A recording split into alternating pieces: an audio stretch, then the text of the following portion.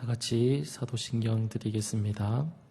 전능하사 천지를 만드신 하나님 아버지를 내가 믿사오며 그 외아들 우리 주 예수 그리스도를 믿사오니 이는 성령으로 잉태하사 동정녀 마리아에게 나시고 본디오 빌라도에게 고난을 받으사 십자가에 못 박혀 죽으시고 장사한 지 사흘 만에 죽은 자 가운데서 다시 살아나시며 하늘에 오르사 전능하신 하나님 우편에 앉아 계시다가 저리로서 산자와 죽은 자를 심판하러 오시리라.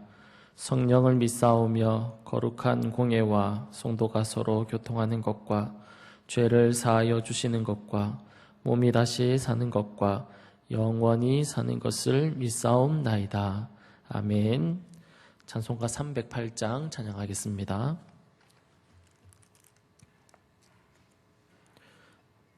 찬송가 308장입니다.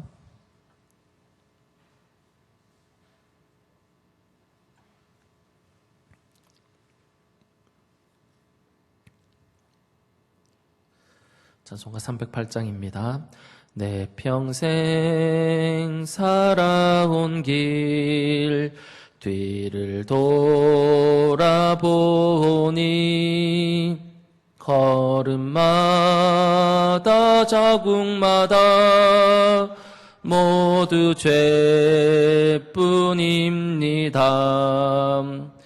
우리 죄를 사하신 주의 은혜 크시니 골고다의 언덕길 주님 바라봅니다. 나같이 못난 인간 주님께서 살리려 하늘나라 영광 보좌 모두 버리시었네.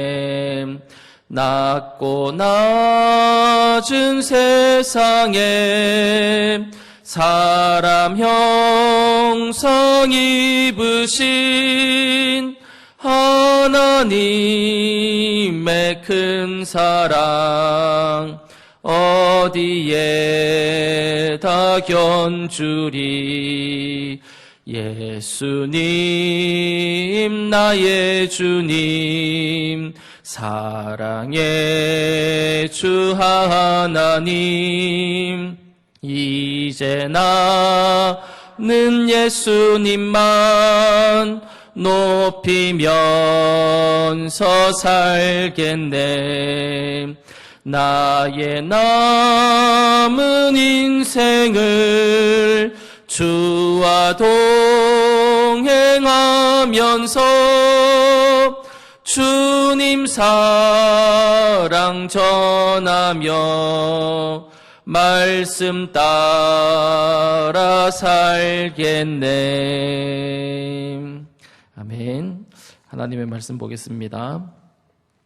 하나님의 말씀은 출애굽기 15장 22절에서 27절 말씀입니다. 출애굽기 15장 22절에서 27절까지 말씀입니다.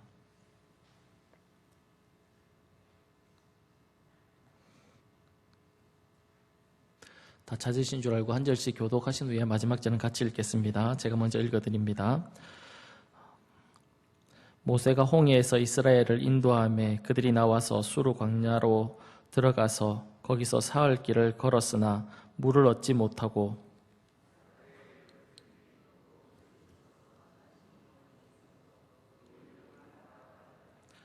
백성이 모세에게 원망하여 이르되 우리가 무엇을 마실까 하매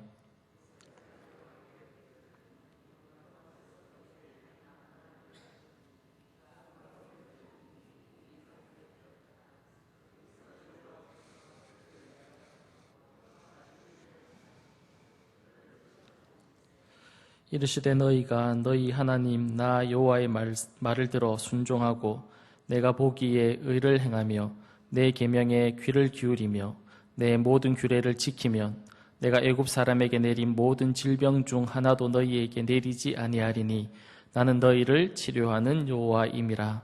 그들이 엘림에 이르니 거기에 물샘 12과 종려나무 70그루가 있는지라. 거기서 그들이 그 물 곁에 장막을 치니라. 아멘.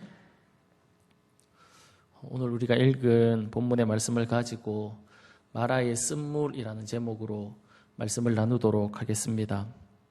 우리는 어저께 출애굽한 이스라엘 백성들이 홍해를 건너고 난 이후에 하나님을 찬양하는 모습을 우리가 살펴보았습니다.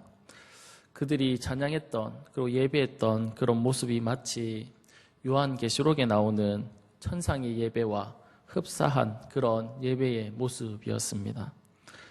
그런 이스라엘의 모습을 보면서 하나님을 예배하고 자신들을 구원해 주신 그런 하나님 앞에 기뻐했던 그런 모습을 보면서 이제 이스라엘 백성들이 하나님 앞에 감사하고 기뻐하고 하나님 말씀 앞에 순종하면서 그렇게 살아갈 것 같지만 그렇지 않습니다.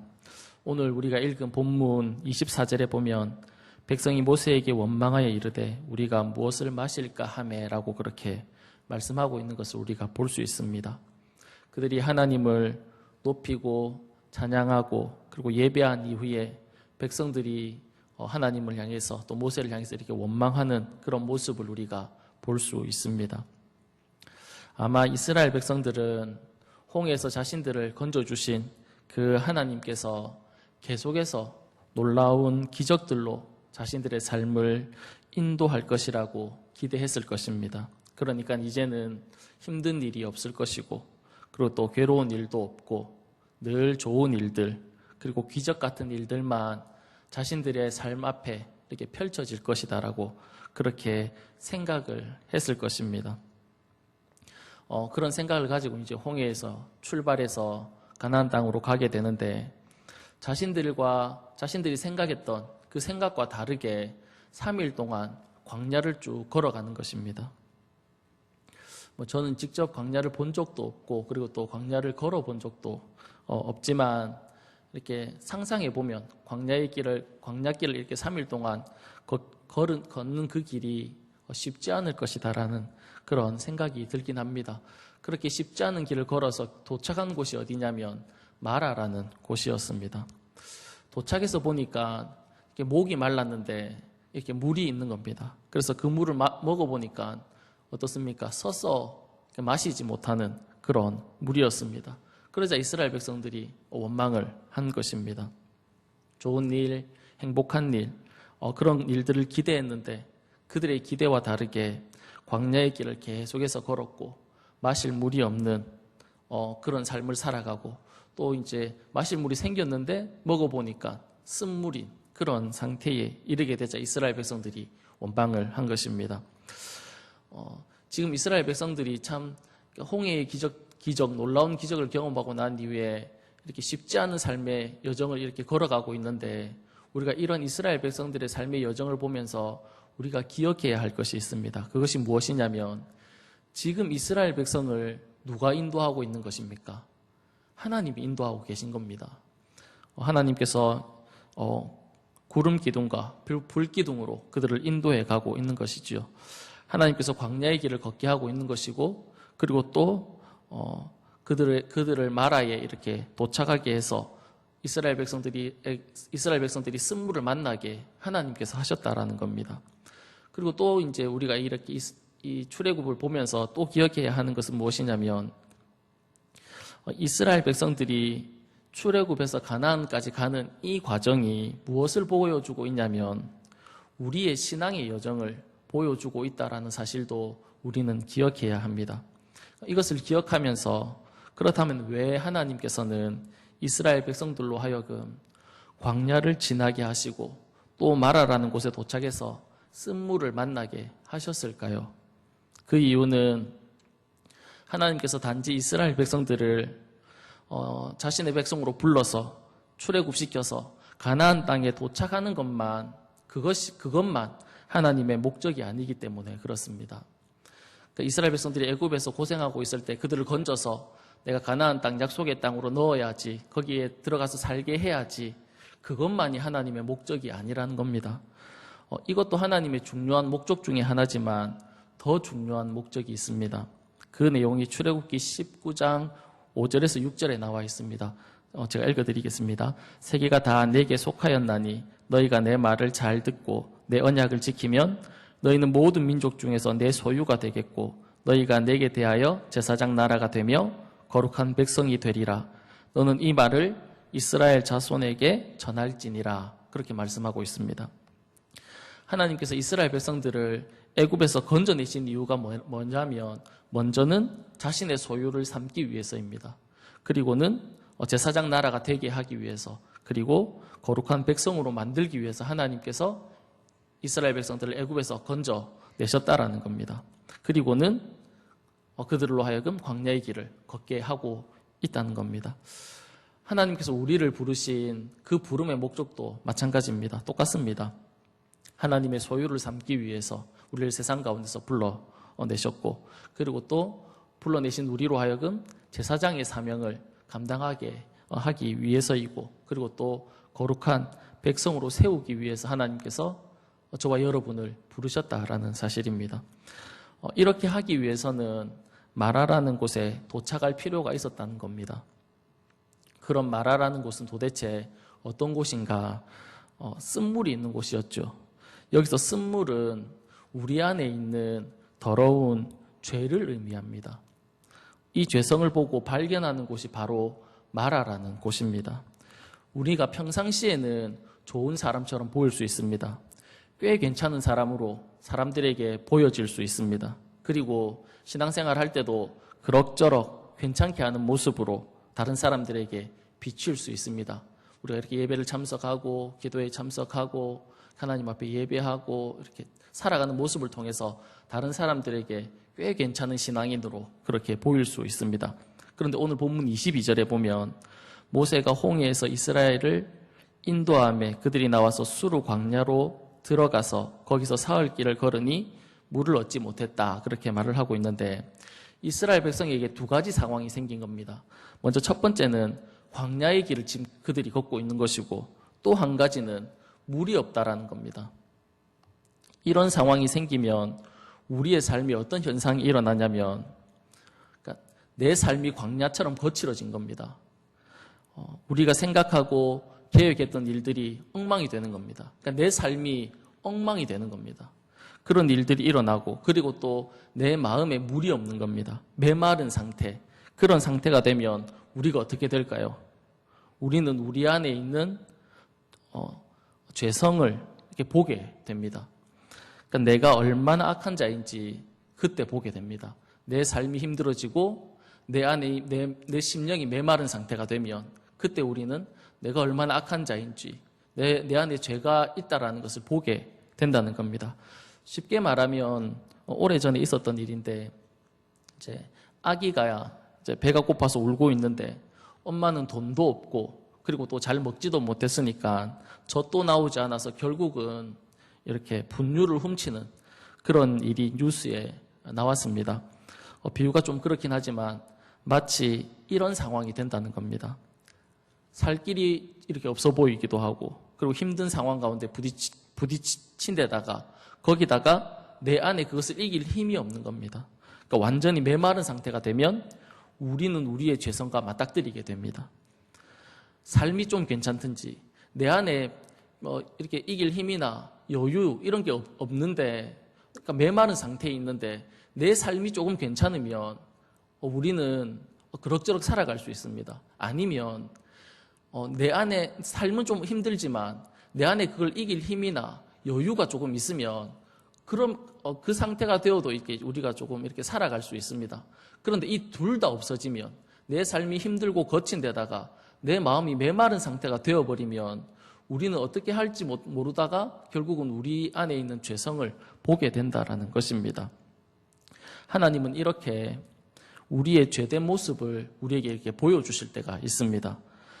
왜 우리에게 우리 안에 있는 이런 죄성들을 보여주실까요?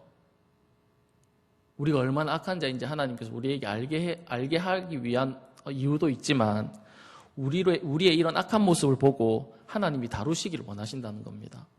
너의 안에 이런 죄악들이 있어. 그러니까 우리 자신들 안에 이렇게 악하고 이렇게 더럽고 그러니까 이렇게 하나님 말씀 앞에 순종할 수 없는 그런 모습이 너희 안에 있다는 것을 하나님께서 우리에게 보여주시고 하나님께서 그거를 다루시길 원하신다는 겁니다. 이렇게 하나님이 우리의 죄악들을 드러내시고 우리 안에 있는 죄성을 드러내시고 이렇게 다루실 때 우리가 이 죄악된 문제들을 이렇게 다룸을 받고 나면 그 이후의 삶이 어떻게 되냐면 본문 27절입니다. 그들이 엘림에 이르니 거기에 물샘 12과 종려나무 70그루가 있는지라 거기서 그들이 물 곁에 장막을 치니라. 광야에서 오아시스를 만나게 된다는 겁니다. 우리의 안에 있는 죄성을 하나님께서 다루시고 난 이후에 펼쳐지는 삶이 어떤 삶이냐면 광야에서 오아시스를 만난 그런 삶이 된다라는 것이죠. 그러니까 이제는 내 삶 가운데 다시 평안이 찾아오고 쉼을 누릴 수 있는 안식을 누리는 그런 삶이 다시 우리에게 주어진다라는 겁니다. 그러니까 평안한 삶을 살게 된다는 거죠. 그런데 이런 평안한 삶이 계속되느냐? 그렇지 않습니다. 다음 장 16장에 보면 16장 1절에 보면 이렇게 말씀하고 있습니다. 이스라엘 자손의 온 회중이 엘림에서 떠나 엘림과 시내산 사이에 있는 신광야에 이르니 애굽에서 나온 후 둘째 달 15일이라 그렇게 말씀하고 있는데 하나님이 다시 이스라엘 백성들을 어디로 인도하고 계십니까? 광야로 다시 인도하십니다. 우리가 이스라엘 백성들이 광야를 지나오면서 참 원망하고 불평하고 힘들었는데 그들이 다시 우리 안에 있는 죄성의 문제를 다시 다루고 난 이후에는 하나님께서 다시 광야로 다시 보내시는 겁니다. 그러니까 우리의 삶이 또다시 힘들어지는 겁니다. 하나님께서 왜 자꾸 우리에게 이렇게 힘들었다가 다시 평안했다가 또 힘들었다가 다시 평안했다가 이런 삶을 왜 계속 우리에게 반복해서 하실까요? 그것은 하나님께서 우리로 하여금 거룩한 하나님의 백성, 하나님의 자녀다운 그런 모습으로 만들어내시기 위해서 우리에게 이런 과정들을 거치게 하신다라는 것입니다. 그러니까 거룩한 백성, 하나님의 자녀다운 모습, 신약 성경으로 이렇게 넘어오면 그리스도의 장성한 분량에 이르게 하기 위해서 하나님께서 우리의 삶을 그렇게 다스려 가신다라는 겁니다. 사랑하는 여러분, 우리의 신앙의 여정이 쉽지 않습니다. 그러나 반드시 기억해야 하는 것은 우리의 이런 삶 가운데 누가 함께하고 계신다는 사실입니까? 하나님께서 우리와 함께하고 계시다라는 겁니다. 우리의 삶의 여정이 힘들고 어려운 상황이 오고 고난이 닥칠 때 하나님 우리를 버린 게 아니고 우리를 잊은 게 아니고 하나님 우리의 삶을 다스려서 하나님의 사람답게 세우기 위해서 우리에게 그런 과정들을 허락하셨다라는 겁니다. 우리의 지나온 이렇게 신앙생활들을 쭉 이렇게 생각해 보시면 예전보다 지금이 그래도 더 이렇게 고난이 와도 하나님 앞에 더 감사할 수 있고 또 이겨낼 수 있는 힘이 우리 안에 생기지 않았습니까? 예전에는 원망하고 불평하고 하나님 왜 이렇게 하셨냐고 그렇게 하나님 앞에 이렇게 따지듯이 이야기했지만 지금은 그럼에도 하나님의 뜻이 있겠지, 하나님의 길이 있겠지, 하나님이 하시겠지 이런 우리 안에 이렇게 믿음이 이렇게 더 견고하게 세워져 있는 우리의 모습을 볼 수 있지 않습니까? 하나님께서 그렇게 만들어 가시는 겁니다. 우리에게 어려운 고난을 주고 다시 평안을 주시고 또 어려운 고난을 주시고 너무 힘들어서 못 견딜 것 같으면 또 이렇게 평안을 주시고 이렇게 우리를 다스려서 하나님의 사람답게 세워가고 있다라는 사실입니다. 이 사실을 기억하시고 오늘도 우리에게 주어져 있는 삶에 최선을 다하면서 살아가는 저와 여러분의 삶이 다 될 수 있기를 간절히 바랍니다. 기도하도록 하겠습니다.